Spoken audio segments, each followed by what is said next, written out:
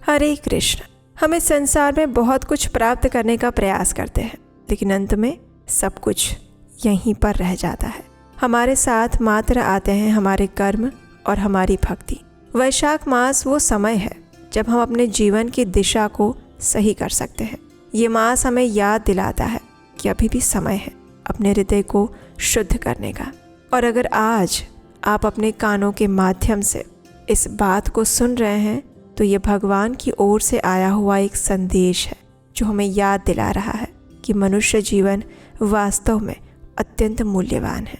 उसमें एक एक क्षण हमें अत्यंत सावधानी पूर्वक और भगवान श्री हरि को समर्पित होकर व्यतीत करना चाहिए। इसी विचार के साथ चलिए हमारे इस वैशाख मास कथा श्रृंखला को आगे बढ़ाते हैं और सुनते हैं आज की वैशाख मास कथा को। आज की कथा आरंभ करते हैं। श्रुतदेव जी ने कहा, हे राजन, पंपा के तट पर कोई शंख नाम से प्रसिद्ध परम यशस्वी ब्राह्मण थे। वे बृहस्पति के सिंह राशि में स्थित होने पर कल्याणमयी गोदावरी नदी में स्नान करने के लिए गए। मार्ग में परम पवित्र भीमरथी को पार करने के बाद दुर्गम, जल शून्य और भयंकर निर्जन वन में धूप से विकल हो रहे थे। वो वैशाख का महीना था और दोपहर का समय था। वे किसी वृक्ष के नीचे जाकर बैठ गए और उसी समय कोई दुराचारी व्याध हाथ में धनुष धारण करके वहां पर आ गया। ब्राह्मण के दर्शन मात्र से उसकी बुद्धि पवित्र हो गई और वो इस प्रकार बोला, हे मुने, मैं अत्यंत दुर्बुद्धि और पापी हूँ। मेरे ऊपर आपने बड़ी कृपा की है, क्योंकि साधु महात्मा स्वभाव से ही दयालु होते हैं। कहाँ मैं नीच कुल में उत्पन्न हुआ व्याध और कहाँ मेरी ऐसी पवित्र बुद्धि। मैं इसे केवल आपका ही उत्तम अनुग्रह समझता हूँ। हे ऋषिवर, मैं आपका शिष्य हूँ, कृपा पात्र हूँ।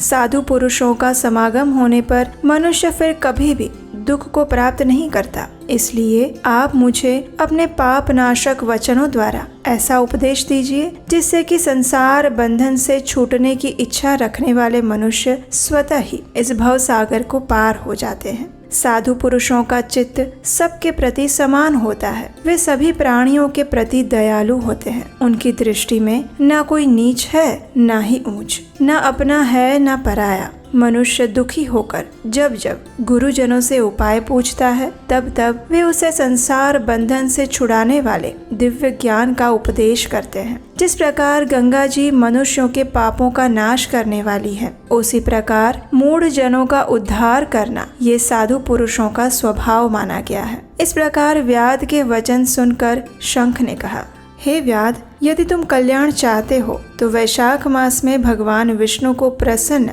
और संसार समुद्र से पार करने वाले जो दिव्य धर्म बताए गए हैं उन सब का पालन करो। मुनि श्रेष्ठ शंख प्यास से बहुत कष्ट पा रहे थे। दोपहर के समय उन्होंने सुंदर सरोवर में स्नान किया और युगल वस्त्र धारण करके मध्याह्न काल की उपासना पूर्ण की। तत्पश्चात देव पूजा करने के बाद व्याध के लाए हुए श्रमहारी और स्वादिष्ट कैत का फल खाया। जब वे खा पीकर सुख पूर्वक विराजमान हुए, उस समय व्याध ने हाथ जोड़कर फिर से कहा, हे मुने, किस कर्म से मेरा तमोमय व्याध कुल में जन्म हुआ और किससे ऐसी सद्बुद्धि और महात्मा की संगति प्राप्त हुई? हे प्रभु, यदि आप ठीक समझे तो मैंने जो कुछ भी पूछा है वो और अन्य जानने योग्य जो भी बातें हैं वो आप मुझसे कह सुनाइए।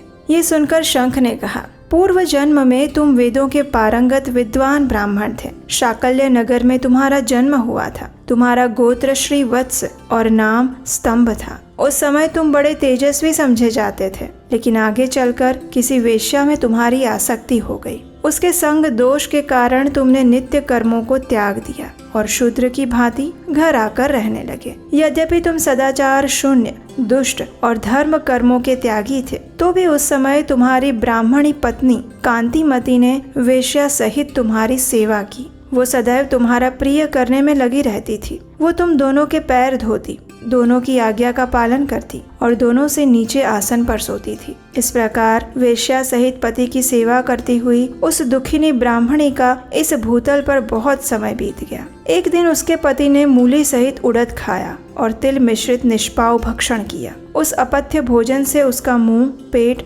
चलने लगा और उसे बड़ा भयंकर भगंदर रोग हो गया। वो उस रोग से दिन रात जलने लगा। जब तक घर में धन रहा तब तक वेश्या भी वहाँ टिकी रही। उसका सारा धन लेकर पीछे उसने उसका घर छोड़ दिया। वेश्या तो क्रूर और निर्दयी होती ही है, उसे छोड़कर दूसरे के पास चली गई। तब वो ब्राह्मण रोग से व्याकुल चित्त होकर रोता हुआ अपनी स्त्री से कहने लगा, हे देवी, मैं वेश्या के प्रति आसक्त और अत्यंत निष्ठुर मनुष्य हूँ, मेरी रक्षा करो। हे सुंदरी, तुम परम पवित्र हो, मैंने तुम्हारा कुछ भी उपकार नहीं किया। हे कल्याणी, जो पापी और निंदित मनुष्य अपनी विनीत पत्नी का आदर नहीं करता, वो 15 जन्मों तक नपुंसक होता है। हे महाभागे, दिन रात साधु पुरुष उसकी निंदा करते हैं। तुम साध्वी और पतिव्रता हो, मैं तुम्हारा अनादर करके पाप योनि में गिरूंगा। तुम्हारा अनादर करने से जो तुम्हारे मन में क्रोध हुआ होगा, उससे मैं दग्ध हो चुका हूँ। इस प्रकार अनुताप युक्त वचन कहते हुए पति से वो पतिव्रता हाथ जोड़कर बोली, हे प्राणनाथ, आप मेरे प्रति किए हुए व्यवहार को लेकर दुख न माने, लज्जा का अनुभव ना करें। मेरा आपके ऊपर तनिक भी क्रोध नहीं है, जिससे आप अपने को दग्ध हुआ बतलाते हैं। पूर्व जन्म में किए हुए पाप ही इस जन्म में दुख रूप होकर आते हैं। जो उन दुखों को धैर्य पूर्वक सहन कर लेते हैं, वही स्त्री साध्वी मानी जाती है और वही पुरुष श्रेष्ठ समझा जाता है। उस उत्तम वर्ण वाली स्त्री अपने पिता और भाइयों से धन मांग कर लाई और उसी से पति का पालन करने लगी। उसने अपने स्वामी को साक्षात विष्णु भगवान समझा। वह दिन रात पति के मल मूत्र साफ करती और उसके शरीर में पड़े हुए कष्टदायक कीड़ों को धीरे धीरे नख से खींच कर निकालती। ब्राह्मणी न रात में सोती न दिन में। अपने स्वामी के दुख से संतप्त होकर वह दुखिनी सदा इस प्रकार प्रार्थना किया करती, हे प्रसिद्ध देवता और पितृगण, मेरे स्वामी की रक्षा करें, इन्हें रोगहीन और निष्पाप कर दें।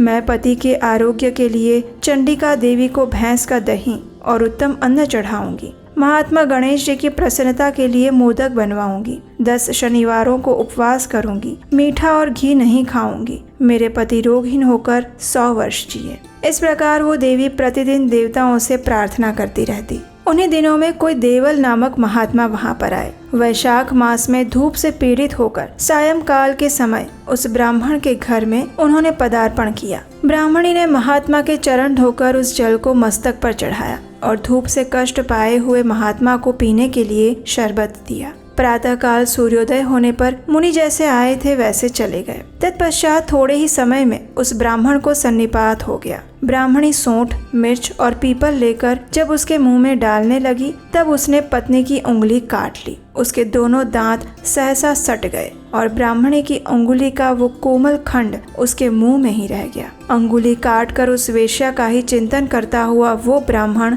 मर गया। तब उसकी पत्नी कांतिमती ने कंगन बेचकर बहुत सा ईंधन खरीदा और चिता बनाकर वह साध्वी पति के साथ उसी में जा बैठी। उसने पति के रोगी शरीर का गाढ़ आलिंगन करके उसके साथ अपने आप को भी चिता में जला दिया। शरीर त्याग कर वो सहसा भगवान विष्णु के धाम में चली गई। उसने वैशाख मास में जो देवल मुनि को शरबत पिलाया, उनके चरणोदक को शीश पर चढ़ाया था। इससे उसको योगी गम्य परम पद की प्राप्ति हुई। तुमने अंतकाल में वेश्या का चिंतन करते हुए शरीर छोड़ा था और इसलिए इस घोर व्याध के शरीर में आ गए हो और हिंसा में आसक्त हो, सबको उद्वेग में डाला करते हो। तुमने वैशाख मास में मुनि को शरबत देने के लिए ब्राह्मणी को अनुमति दी थी और उसी पुण्य से आज व्याध होने पर भी तुम्हें सब सुखों के एकमात्र साधन धर्म विषयक प्रश्न पूछने के लिए उत्तम बुद्धि प्राप्त हुई है। तुमने जो सभी पापों को हरने वाले मुनि के चरणों तक को सिर पर धारण किया था, उसी का ये फल है कि वन में तुम्हें मेरा संग मिला है।